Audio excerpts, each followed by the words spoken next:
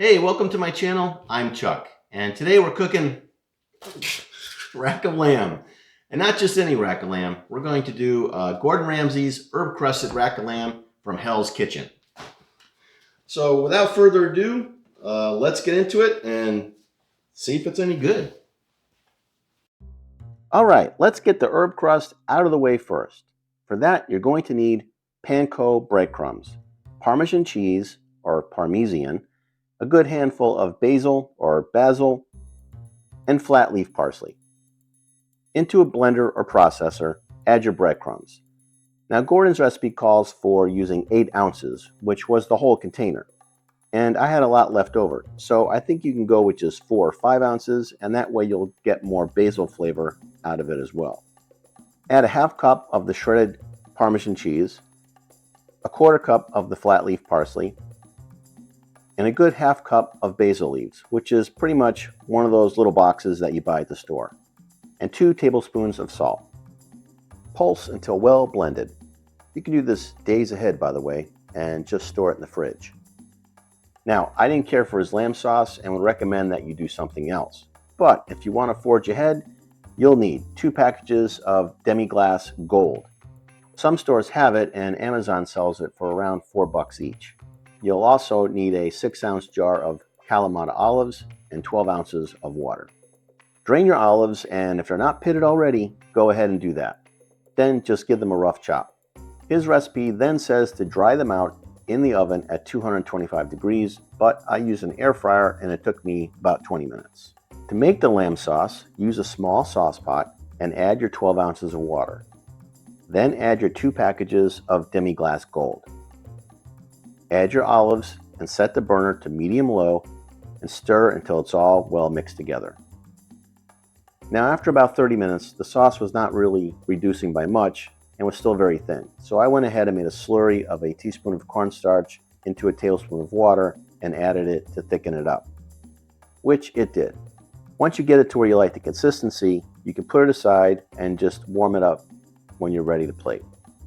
To cook the lamb, you're going to need Dijon mustard, about 6 ounces, a bunch of thyme, a head of garlic cut in half, and 2 knobs of butter. And I guess a knob is 2 tablespoons, so you're going to need 4 tablespoons of butter. Now, to be honest, I think you can skip the garlic and thyme. It didn't seem to add much to the flavor of the lamb, in my opinion, and I did it with and without it. And if you look at his video, he's doing it, but if you look at Christina's video, where she's cooking it at Hell's Kitchen, she doesn't do it. So, it's up to you. But I think the butter is a good idea. The first thing we're going to do is give the lamb a good seasoning with kosher salt and pepper. Now, there were no measurements given except liberally, so that is what we're going to do all over the lamb. I then cut each rack in half to make 4 portions total. It's easier to cook this way, and in fact, this is how Gordon and Christina both cook it in their videos. While the lamb is chilling out, fire up your oven to 375 degrees Fahrenheit. Then get a heavy skillet going at medium-high heat. Add 2 tablespoons of a high smoke point oil like grapeseed or vegetable. When your skillet is smoking hot, you're ready to rock and roll. Let's do this thing! Carefully add your lamb to the skillet, fat side down, and sear for 60 seconds.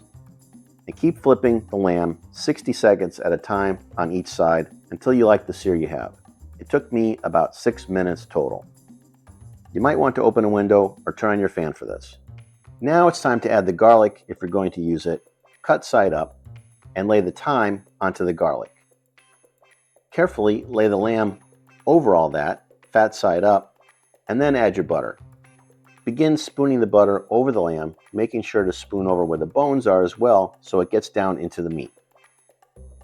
Do this for 1 minute. Then remove the lamb to a plate to apply the mustard. Give it a good coating and let it sit for 2 minutes to adhere to the lamb. Then coat it again.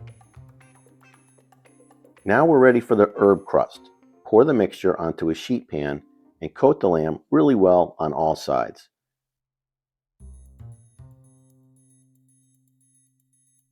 His recipe calls for putting the lamb back into the skillet and into the oven, but I went with a sheet pan instead.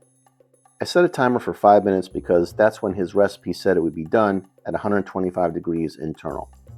I checked it with an instant read probe every 5 minutes, and it actually took me 20 minutes to get to 125. Once it's done, it's important to move the lamb to another plate or board so it doesn't overcook, and cover it lightly with tin foil and let it rest for 5 minutes. You can use this time to get your plates ready with whatever sides you've chosen. I have here minty red potatoes and New American peas and carrots in a lime ginger sauce. Links and credits will be in the description. Okay, it's been 5 minutes and let's get to carving. Sometimes there's a bit of bone in between the ribs, but it's easy to get around it and slice through. Now, the very center of these chops are 125 degrees, with the outer edges at 130. Maybe you don't like your lamb that way. That's fine, just go a bit further, but not too much. Maybe take it to 127, 128, something like that. But notice how pink it is edge to edge, no gray, and that to me is beautiful. Where's the lamb sauce? Right here. Oh yeah, and if you're making it, don't forget the lamb sauce. I can't wait to dive into this and have a taste. It just looks fantastic. I wonder if I can cut it with a butter knife. Let me see. Oh yeah, it just pulls right apart.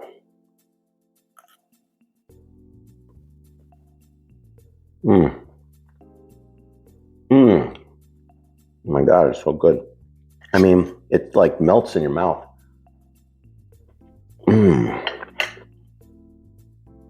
This is going to go in the lamb sauce.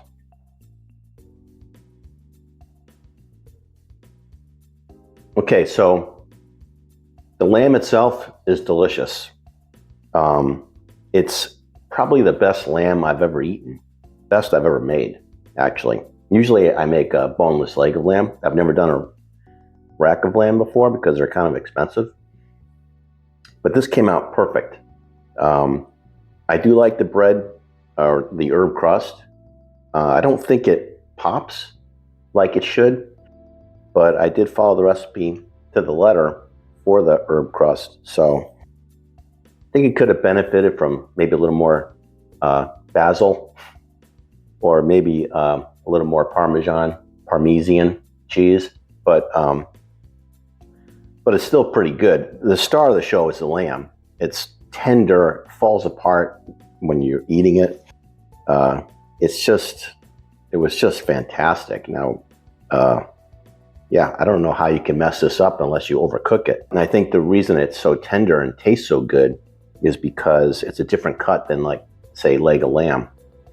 This has a lot more marbling in it.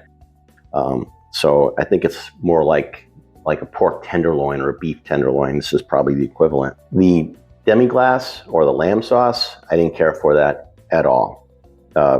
Basically, it was like a beef gravy. It was too beefy. And I think the beef taste was off-putting with the lamb. So I wouldn't make that again. I would probably make something different to go with the lamb. But I don't think I would bother buying this or making it ever again, probably. All in all, very, very good, very tender, very classy.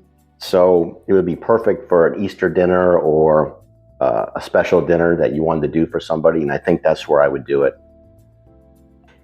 Anyway, I hope that you can stick around. At the very end of the video, I'm going to have a few notes that you might find useful if you're going to give this a try, and I really think you should give it a try because, man, it is freaking delicious. If not, thanks for watching, and I'll see you in the next one. Walter, here you go, buddy. What do you think? Here, might as well get that little... Okay, well, I guess Walter approves. He swallowed it whole. Approves of any food.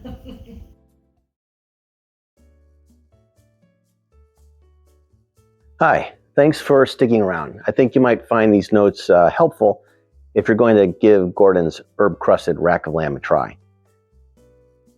The first note is about the recipe itself, which was not an easy thing to figure out. When I set out to do this, there was a lot of sources, and other people like me that are trying to recreate it, but I wanted to keep to the source material itself, which is Gordon Ramsay or Hell's Kitchen. Now, there's a video of him making it for a show called Master Chef. There's a video of Chef Christina Wilson making it on Hell's Kitchen or in Hell's Kitchen. There's Gordon's recipe at masterclass.com, and then there's Gordon's recipe at hellskitchen.com. And the thing of it is, they were all different.